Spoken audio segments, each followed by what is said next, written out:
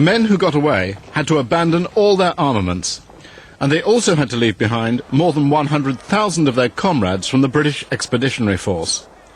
At the time, few people in Britain knew that fighting in France was still going on. And all the war correspondents had already left France. There was nobody there to report what was going on.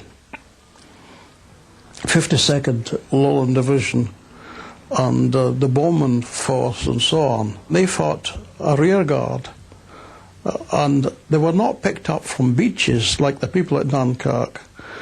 They went straight to ports and were embarked with their weapons and with their transport.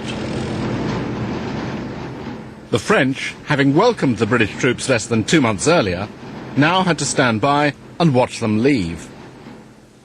And so when we were driving to the coast, to desert them in fact, to abandon them, they just stood silently in the doorways of their houses, not waving.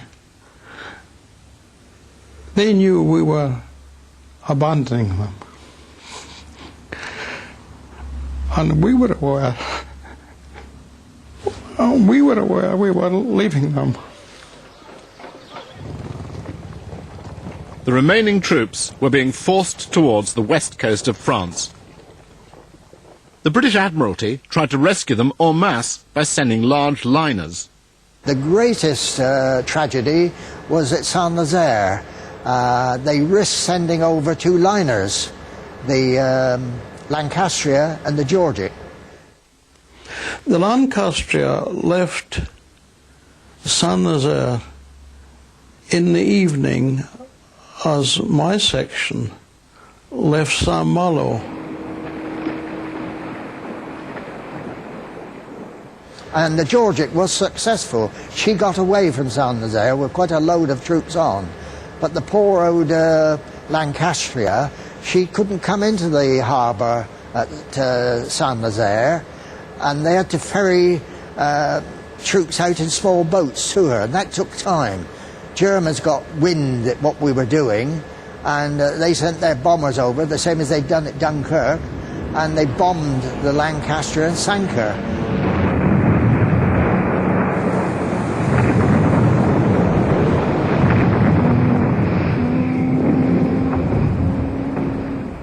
And something like 5,000 men were drowned. They reckoned that more men were drowned on the Lancastria than there were drowned coming out of Dunkirk.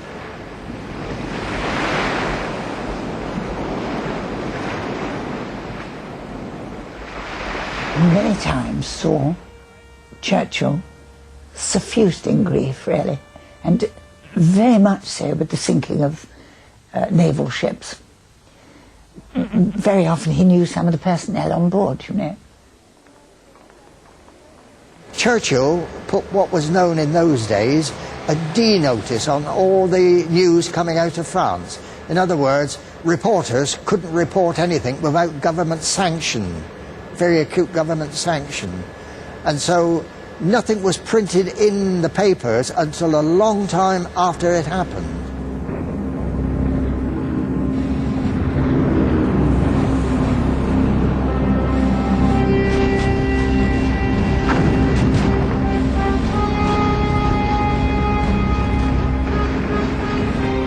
Because of the news blackout, the British public was unaware that the battle still continued on the far side of the Channel, as Hugh Skillen discovered when he managed to get back to England. I travelled on an ordinary commuter train, early morning train going to London from Southampton. It was crowded. There was only standing room in the corridor. And these people were completely unaware that a battle was going on still in France.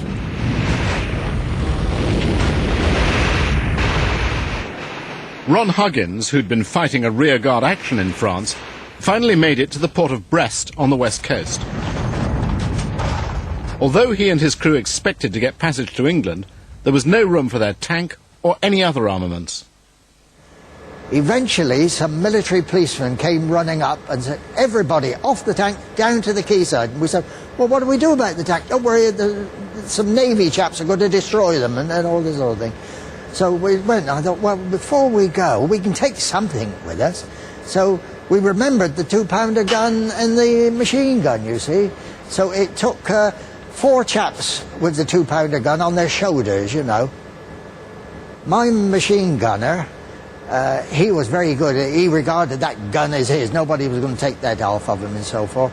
So he put that on his own shoulder, which was quite easy, really. And off we went down to the quayside. It took our turn in line with the queues that were waiting to go on board.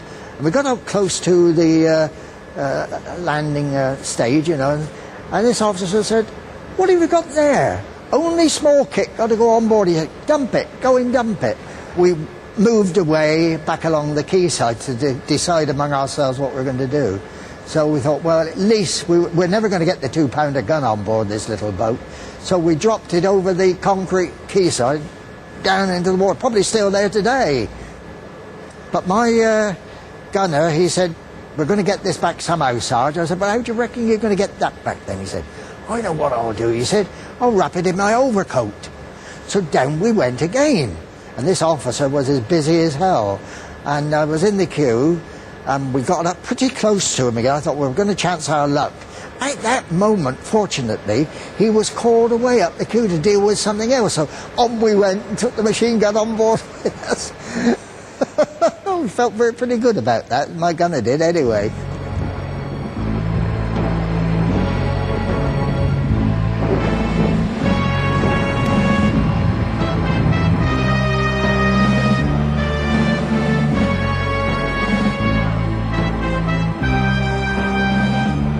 The Allies had to ditch their weapons and leave the fate of France in the hands of the Germans.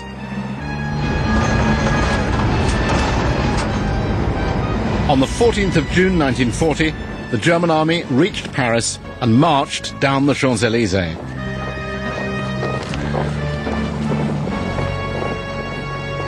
On a entendu comme un grondement, comme une espèce de... We heard a kind of rumble and wondered what on earth it could be. The first things we saw were motorbikes, tanks, and men dressed in leather armour like pictures of the Wehrmacht. To me, it was like some kind of apparition. They didn't look like soldiers. They looked more like ghosts arriving like that. They were tall, really massive and so arrogant. The streets were crowded with people. You could clearly read the message. The conquerors have arrived. Although Paris had been taken, the second wave of German troops was still mopping up. We had been advancing very quickly, right up to the demarcation line, and then they announced the ceasefire. At the time, we all thought that General Pétain had done the right thing, though he was criticized later on. The French didn't need to go on fighting, but there we were, in the middle of their country, and we could see the French army had been shattered.